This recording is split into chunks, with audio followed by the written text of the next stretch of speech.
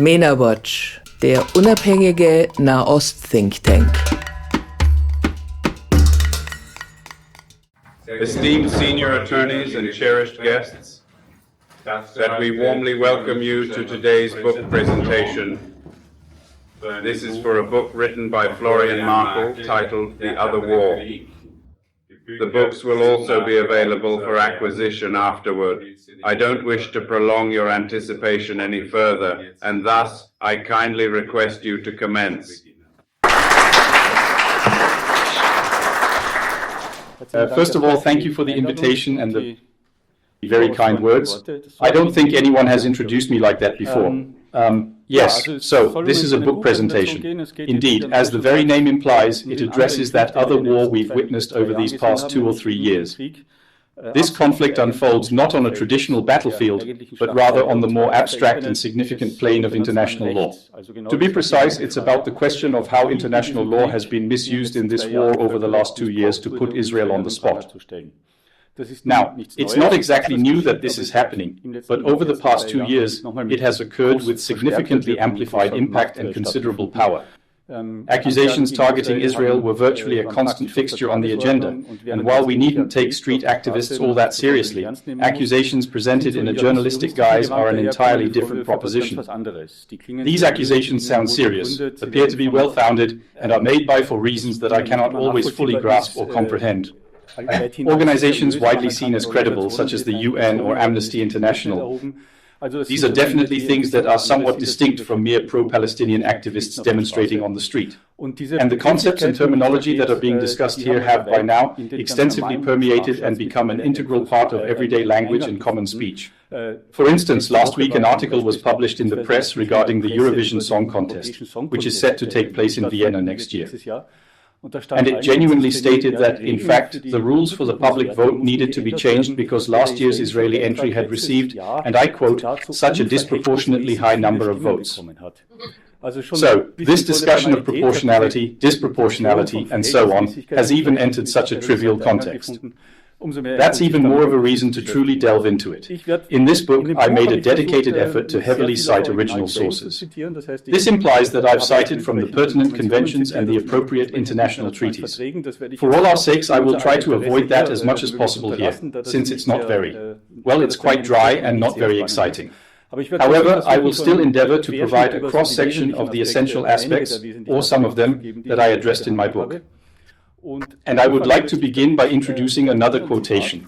In September, the UN Human Rights Council's so-called Permanent Commission of Inquiry, about which much could indeed be said, but let's table that for the moment, issued a report. And in this report, would you believe it, this very commission leveled accusations of genocide against Israel. And in this report, it was stated, and I will quote this directly, the Commission observes that the Israeli security forces were fully aware that their military operations since October 7th, October 2023, would ultimately result in the demise of Palestinians in Gaza. Considering the prolonged duration of the military operation and the numerous reports of high casualties, it's also quite plausible that Israeli authorities were well aware of the significant number of victims in Gaza. And here's the crucial point. Despite this knowledge, the military operation persisted, resulting in an even greater loss of Palestinian lives. The Commission therefore concludes that the Israeli authorities intended to kill as many Palestinians as possible through their military operations in Gaza. This means, according to this Commission, the very fact that there are civilian casualties is, in principle, a very strong indication that genocide is taking place. That is an interesting definition which of course has almost nothing to do with actual international law or with international humanitarian law, what used to be called the law of war.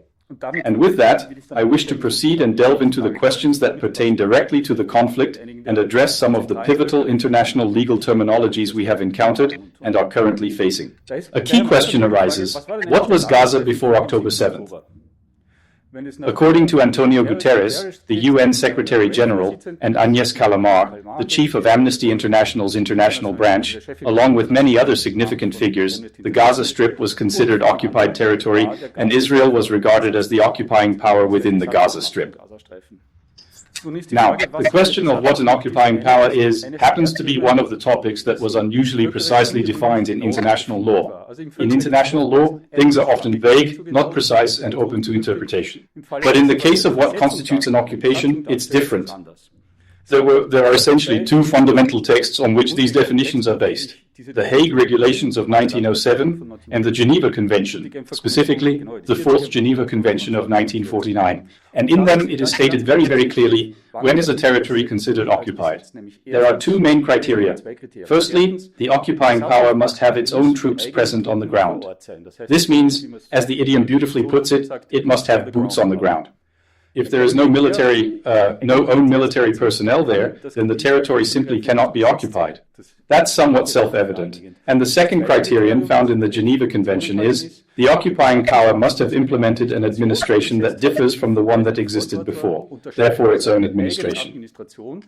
Both of these together are what is called, in international law, the exercise of effective control. An occupation exists when the occupying power exerts effective control through its military forces and a specially appointed administration. There was virtually no discussion concerning this matter for a full century. Amnesty International also shared this view. I will now quote from what was said in the year 2003. This was when the American occupation of Iraq after the fall of Saddam Hussein was happening. At that time, Amnesty International released a document that specifically addressed these very questions, and within it, they precisely established that the sole criterion for the applicability of the law governing belligerent occupation arises from the actual facts of de facto effective control over the territory by foreign military forces, combined with the capability to enforce its own decisions, in other words, an administration. They state there without any doubt that these are the two criteria. And an occupation ends when the occupying power gives up its control over that territory. Indeed, as previously mentioned, this remained entirely undisputed for about a century until 2005, when Israel pulled out of the Gaza Strip. Since then, there hasn't been a single Israeli soldier in the Gaza Strip, nor a single Israeli civilian, unless, of course, Hamas had just abducted some, but we'll set that aside for now. And still, this implied there was truly no effective oversight. Israel couldn't even regulate a single intersection in the Gaza Strip, or even regulate and patrol it without fundamentally needing to march in with the full might of their military. Nevertheless, Amnesty International, the United Nations, and all sorts of other organizations then decided that for some reason Israel is still an occupying power. Why? Simply, there was a wish to call Israel an occupying power.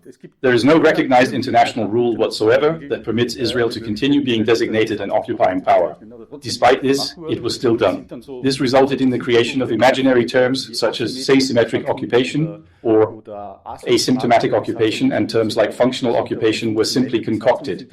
They bear no relation to international law, serving only one purpose: to keep Israel condemned as an occupying power. So, that's how Guterres and others concluded after October 7th that Israel is an occupying power.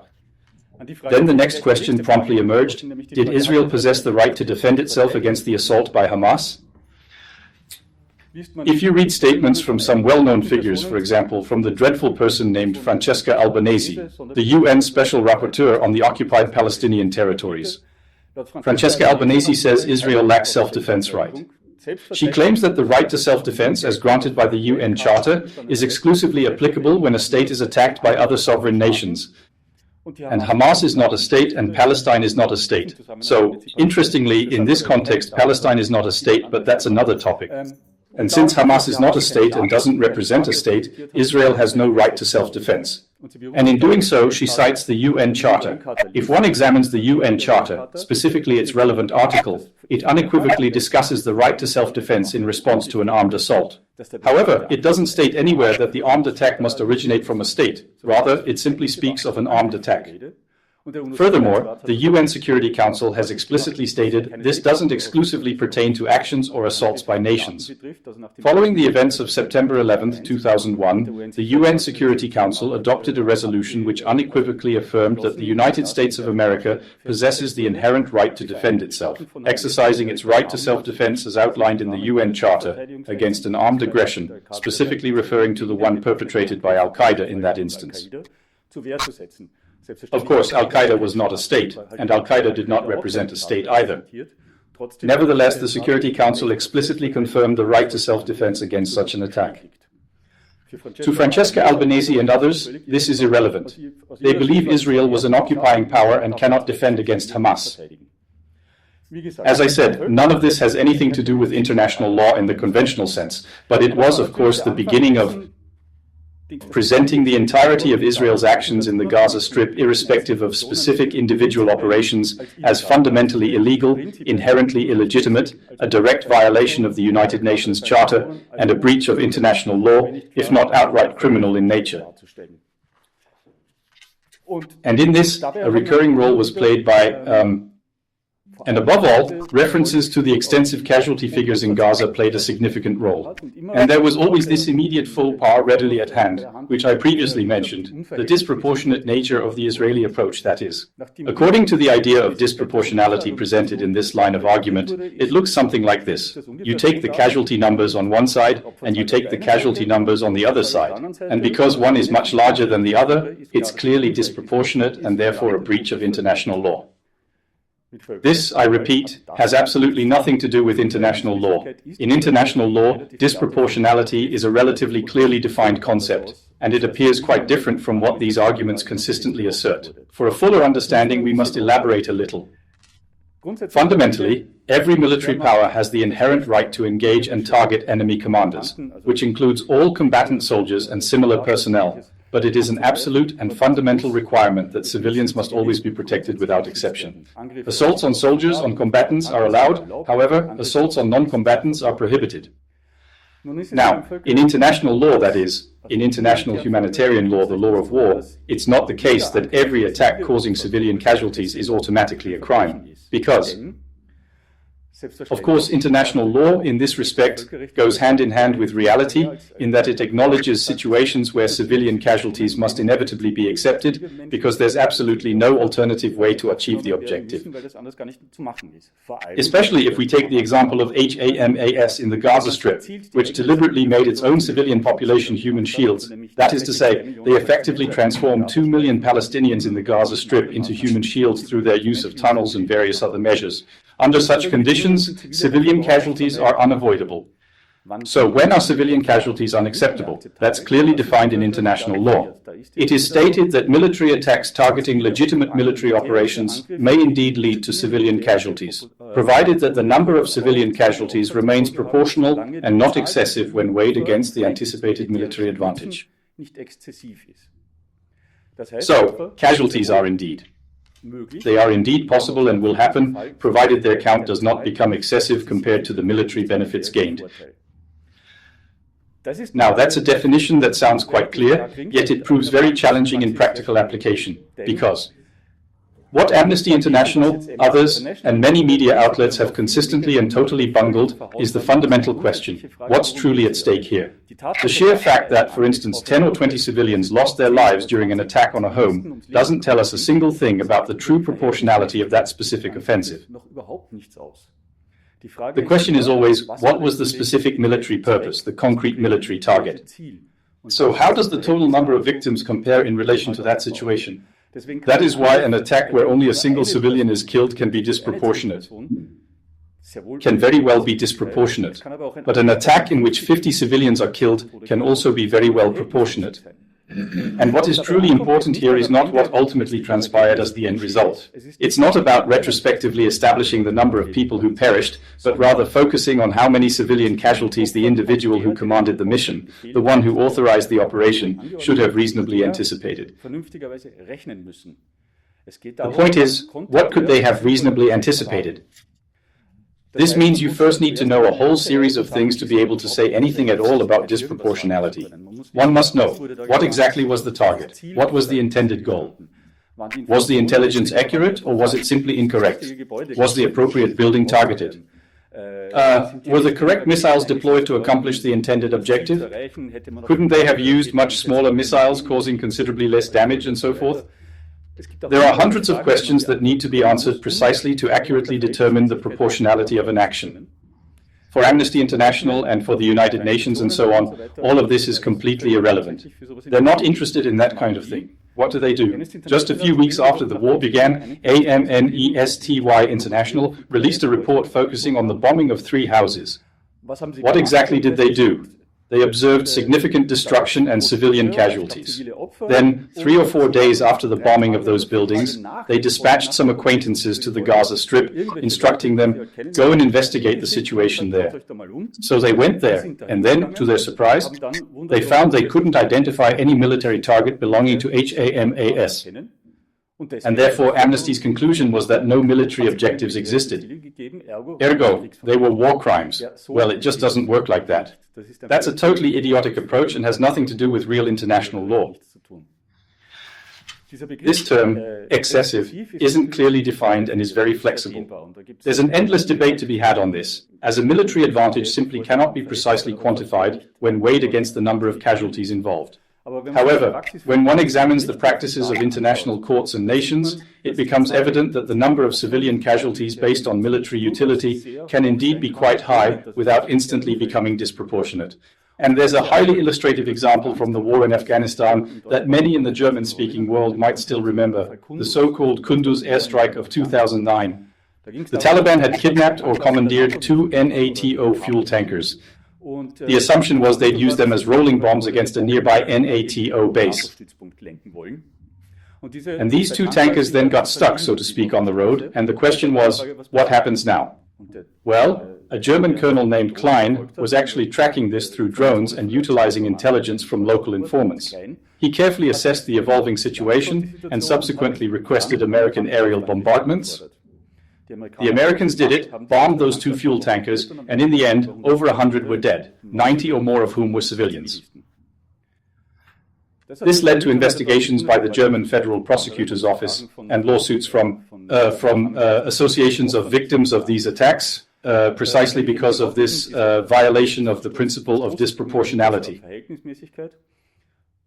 And what happened? The German Federal Prosecutor's Office closed these investigations on the grounds that Colonel Klein, who commanded or authorized this aerial attack, could not have reasonably anticipated, at the time he contacted the Americans, that there would be such a significant number of civilians present.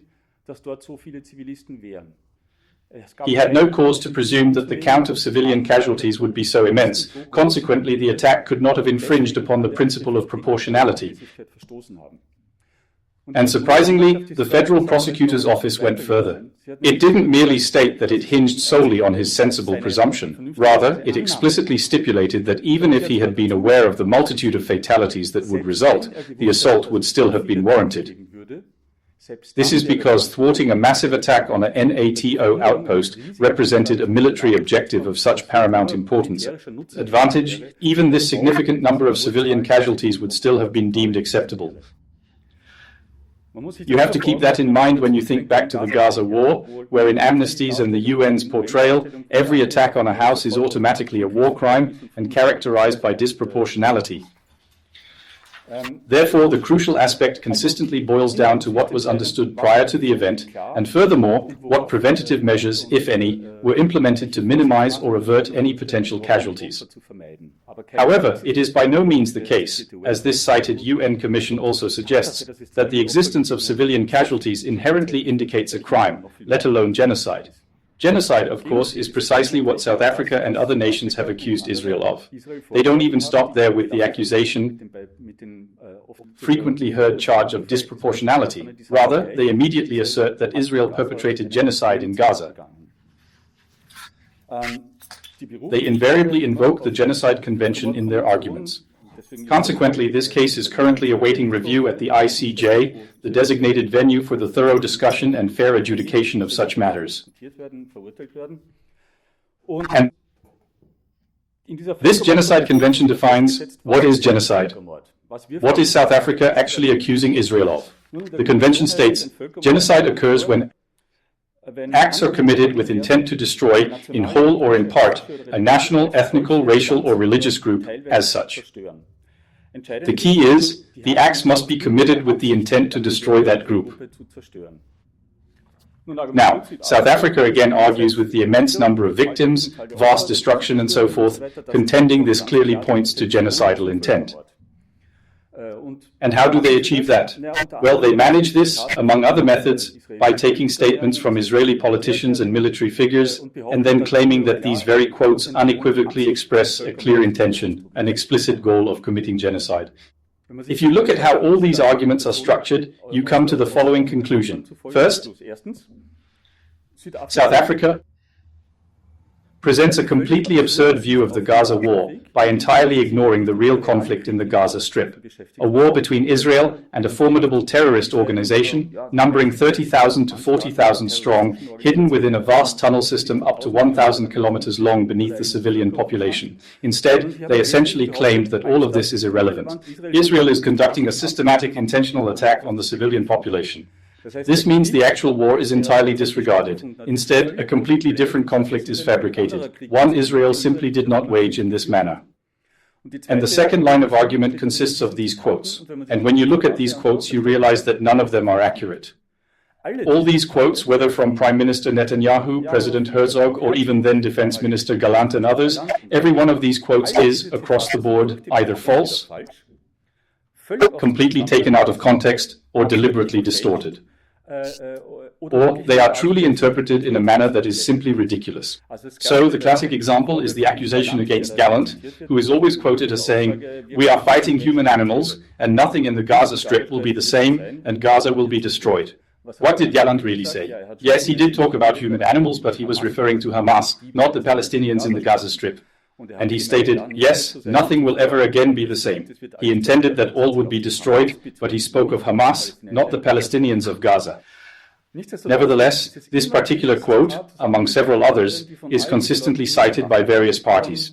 By South Africa in their legal proceedings, by various UN commissions alleging Israel's involvement in genocide, by Amnesty International making similar accusations against Israel, and by academics who also frequently refer to genocide. Most prominent, Omer Bartov, an Israeli in the US. He was the spearhead, so to speak, of this genocide accusation during the war. He also relies on those very same false, fabricated, or completely idiotic interpretations of quotes to infer the intention to commit genocide, forming the basis for their claim against Israel. Why must we proceed in this manner? Because intent is indeed the crucial determining factor. The sheer number of casualties and the extent of the destruction alone do not automatically make something an act of genocide. The only criterion for genocide, as per the Genocide Convention, is that the actions, the destruction, the killings, whatever they may involve, must be carried out with the intent to destroy, either entirely or partially, a specific group, whether ethnic, racial, or otherwise. And every single genocide accusation either stands or falls based on this crucial criterion. And this they can only achieve by completely misrepresenting the actual situation, fabricating or misinterpreting Israeli statements that never actually occurred in that specific manner. That is precisely the fundamental contention of the South African lawsuit, and it is, of course, entirely identical to the claims put forth by Amnesty International. Then the ICJ delivered its first ruling in March, actually. It was back in January of 2024. In it, well, first of all, the question was whether it would even consider the case or dismiss it outright. He then stated that indeed, based on the specific allegations presented by the South Africans, there exists what he termed a plausible case that could be considered under the Genocide Convention. This particular decision was subsequently perceived by various media outlets, by many politicians, by the UN and others, as though the International Court of Justice had declared Israel was indeed engaging in a plausible genocide, that it's plausible that Israel is committing genocide. But the ICJ never said that in this form. He never truly grappled with the actual substance of the accusations at all. Instead, he merely observed that if all the assertions South Africa put forth were proven true, then this could potentially constitute a situation that falls under the Genocide Convention. That's all it truly stated. Nevertheless, even today, many journalists and activists are still asserting that the ICJ had indeed declared it a plausible act of genocide. No, it didn't. And it wasn't a verdict, as some claimed. And this was notably observed by someone who absolutely ought to be aware of what the ICJ had determined. Because the president of the ICJ at the time, Joan Donoghue, made this very clear in an interview with the BBC just a few weeks later. She addressed these claims that a plausible genocide was established. She addressed that exact point in the BBC interview and said, no, the court did not decide that. I'm quoting, "I am correcting a common misrepresentation in the media. The court did not decide that the claim of genocide was plausible. She labeled the notion of a genocide case as a frequent oversimplification, emphasizing that it explicitly does not reflect the court's actual ruling. Nevertheless, this assertion is still being made day in and day out, even now." The very same sentiment, unfortunately, also applies to an organization like Amnesty International. I've already brought this up. Amnesty International subsequently released a comprehensive report exceeding 200 pages, specifically aiming to substantiate Israel's intent to commit genocide. There too, it's the same problem.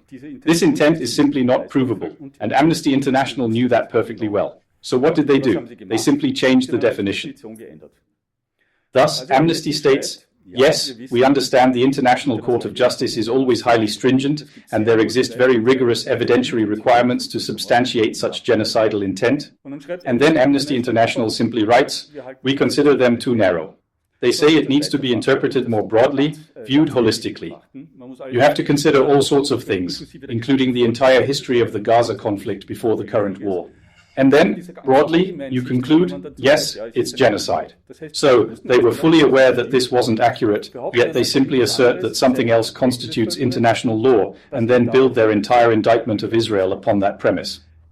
Ireland, known to be one of the most anti-Israel countries in the European Union, joined South Africa's case at the ICJ. They were also keenly aware that this wasn't accurate. And what was their response? They penned a letter to the ICJ stating, "Indeed, we acknowledge this isn't the established definition, but we insist the definition must be altered. This implies that in all these tactics, the outcome of the judgment is predetermined." And then they just seek out some method to reach that point in a way that seems semi-plausible, or at the very least, not utterly ridiculous. So the normal procedure in a legal case is completely turned on its head, where the verdict is already decided, and then they somehow cobble together a justification, even if it means they have to lie about, redefine, or rewrite international law. That is the approach that Amnesty and many others, South Africa and so on, have also taken. And very similar patterns exist in the third area I want to address in this overview, namely in the proceedings against Israel, or rather against Israeli politicians, before the ICC. It is common knowledge that the International Criminal Court, or rather its prosecutor, announced in May 2024 the submission of applications for arrest warrants. These warrants specifically named Netanyahu and Gallant, who was then serving as the defense minister. And then, after a few months, the pretrial chamber of the International Criminal Court subsequently confirmed these arrest warrants, meaning they formally issued them, and they've remained valid since then. There have been long-standing investigations against Israel. The terminology used by the ICC is a bit absurd. They call it a situation that's being investigated, but discussions about it have been going on for a long time. So, the first problem begins right there. Is the International Criminal Court even responsible for Gaza or Israel? Because according to its statutes, specifically the Rome Statute of the International Criminal Court, its jurisdiction encompasses member states of the court, or pertains to crimes that have transpired within the territory of those member states. So what does this mean for the war in Gaza? Israel isn't a member of the ICC. Israel had initially signed the Rome Statute, yet it never officially ratified it. So it's clearly not a member, just like many other countries, the USA, Russia, China, India, and so on and so forth. This means that, from that perspective, the jurisdiction doesn't extend to Israel. What about Palestine, as the court always calls it? Well, it logically follows that an international criminal court, whose membership is exclusively open to states, can only exercise its jurisdiction when it is dealing with an actual state entity. But Palestine is not a state. And several countries like Austria and Germany, for instance, have stated this clearly in their submissions to the International Criminal Court. Based on the generally accepted international criteria for statehood under international law, Palestine cannot be considered a state. Consequently, it also cannot. Therefore, Palestine cannot be a member of the ICC, and cases occurring within its territories cannot be prosecuted before the court. The court decided differently and asserted its own jurisdiction. Yet, and this is still just a minor footnote, this particular investigation remains unresolved. So whether the court really has jurisdiction over Palestine has still not been definitively decided. The proceedings, or this discussion, are still ongoing. Despite this, the court has already issued arrest warrants against Netanyahu and Gallant based on a simply asserted jurisdiction. This would be completely impossible in any other type of proceeding. An authority whose jurisdiction isn't even clear could never issue arrest warrants against anyone, which would then even have to be enforced. It's an utterly preposterous situation that exclusively pertains to international law, especially when Israel is involved. Karim Khan, the prosecutor of the International Criminal Court, was not particularly eager to pursue these investigations against Israel after assuming his position. These investigations had been going on for a while, they started before his term, and he wasn't very enthusiastic about them. Because of this, he was criticized by member states, especially from the African, or as they say now, the Global South, and was put under pressure. He was urged to finally move forward with it. He wasn't particularly interested in that either. He conducted some investigations and then, after much deliberation and discussion, he ultimately resolved, okay, he would travel to Israel and have a meeting with responsible Israeli authorities there. And the future course of this proceeding would largely depend on what he would find out during his, so to speak, fact-finding mission in Israel, which was supposed to take place in May, early May. It was long prepared with American help, as the Israelis, for understandable reasons from their experiences, weren't very keen to cooperate with the International Criminal Court, so the Americans probably had to put pressure on Israel, but ultimately they were successful. The trip was planned, and then it didn't happen. From one day to the next, shortly before the trip was to begin, Khan cancelled it. And what did he choose to do instead? He positioned himself with two of his assistants before television cameras or video cameras, and, in a remarkably uncommon step, he openly disclosed the application for the issuance of arrest warrants in a video statement. It is also not standard practice at the International Criminal Court to disseminate information in this manner, such as through an Instagram reel, so to speak. The judges of the court were far from pleased with this approach, rightfully viewing it as an attempt to improperly pressure the court. This video disclosure was perceived as a way to exert public pressure on the court, which is highly inappropriate. And they have since forbidden him from ever doing it again. Anyway. So why did Khan have this change of heart? Within a few days he suddenly cancelled the Israel trip, and instead rushed forward with the arrest warrants. Back then, it wasn't exactly clear to everyone, and it was considered highly unusual and truly inexplicable. This only became apparent in the year 2025 because a different story came to prominence which at first had absolutely no connection to Israel whatsoever. What actually came to light was that a staff member of Karim Khan's from the International Criminal Court's prosecutor's office, if one may refer to it as such, that a female colleague had brought serious allegations of severe sexual harassment against Khan. Initially, she was quite reluctant to cooperate with the ICC, but eventually, she changed her mind and chose to engage. Consequently, she provided statements to an investigative body affiliated with the ICC. And it was from this body that Karim Khan received information in April, or what he heard at the end of April 2024. So it was immediately before he decided to cancel the scheduled trip to Israel and instead proceeded with filing the applications for the arrest warrants. What now seems evident, or rather the logical conclusion, is to believe, okay, what was a completely baffling, then incomprehensible change of stance on Khan's part, gains an entirely different meaning, as it were when one learns that Khan, in the subsequent period, also tried to shut down the investigations against him by citing the Palestine case.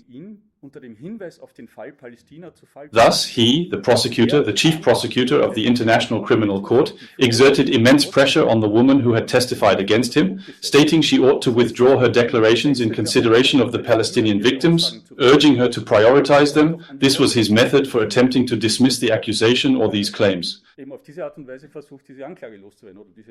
And I mean, his course of action is understandable. At that moment, he was trying to shield himself, in a manner of speaking, to gain immunity by depicting all these allegations of sexual harassment, even extending to rape, as an Israeli conspiracy directed against him, given that he had, after all, leveled charges against Israel.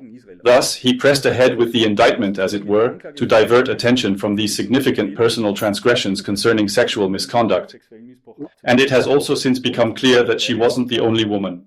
Subsequently, a second woman has come forward, who, many years ago and in a different capacity, also worked as an intern for and collaborated with Khan. And she essentially testified to precisely the same facts, not concerning the specific content, but rather the methods employed by Khan, the way he exerted undue pressure, his persistent advances, and all such related actions. The declarations provided by this second woman entirely corroborated the initial woman's detailed account of the distinctive pattern, or the signature style, if you will, of his sexual misconduct.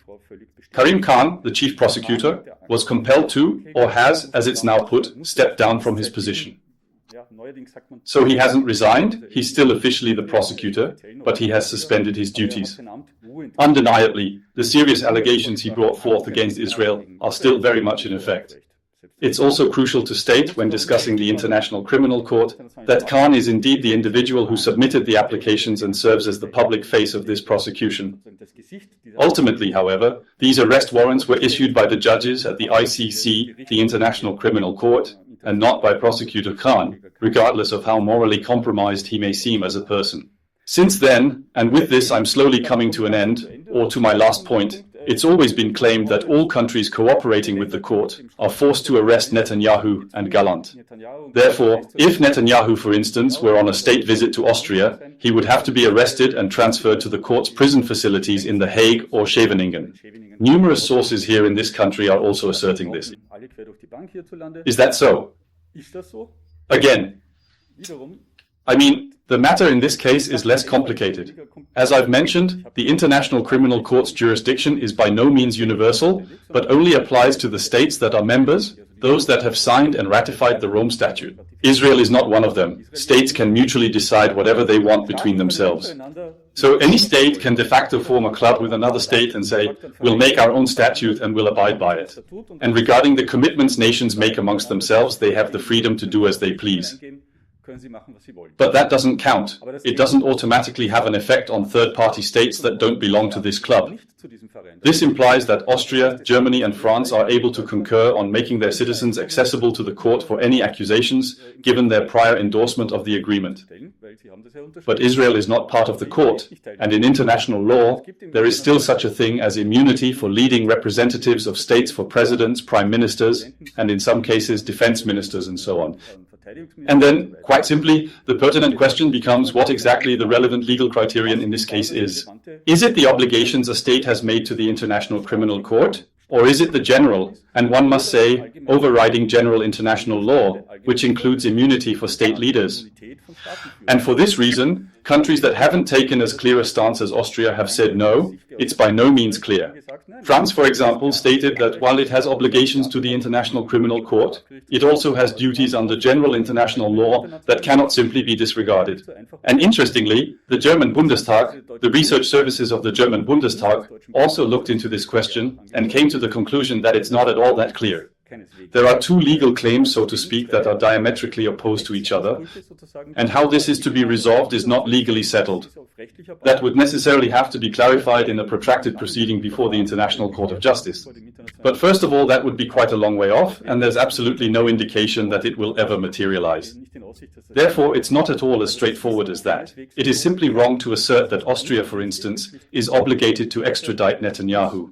No. Austria also has obligations to the other states' leading representatives, in this case Israel, which is not a member of the ICC itself. So, these are just some of the several key points that I delve into and elaborate on in this very book. The intriguing aspect here is always drawing comparisons to other cases, because one can always say, well, granted. Criminal investigations against state leaders at the ICC also exist in other cases. Some African states, Sudan and so on. Accusations of genocide also exist in other states and so on. The interesting point here is that no other nation faces judicial proceedings like those currently being brought against Israel. There is no other state against which international law is so systematically warped or entirely rewritten, as has indeed been the case with Israel over the past 2 years. And what I've tried to achieve with this book, and with that, I'm truly coming to an end now, is to make that clear at the most important points, and that's how the book ends, and that's how I'd like to end here as well. If, by the time you finish reading this book, it becomes clear why such a gross misrepresentation of actual international law is taking place, then I will have successfully accomplished the objective I set for myself, both in writing this book and in delivering this presentation. With that, I extend my gratitude for your attention. Und freue mich über Fragen, Nachfragen, Kritik, was auch immer. Dankeschön. Mena-Watch, der unabhängige Nahost-Think Tank. Besuchen Sie auch unsere Website. Dort finden Sie täglich neue aktuelle Berichte und ausführliche wissenschaftlich fundierte Hintergrundanalysen zur Geschichte und Gegenwart der MENA-Region.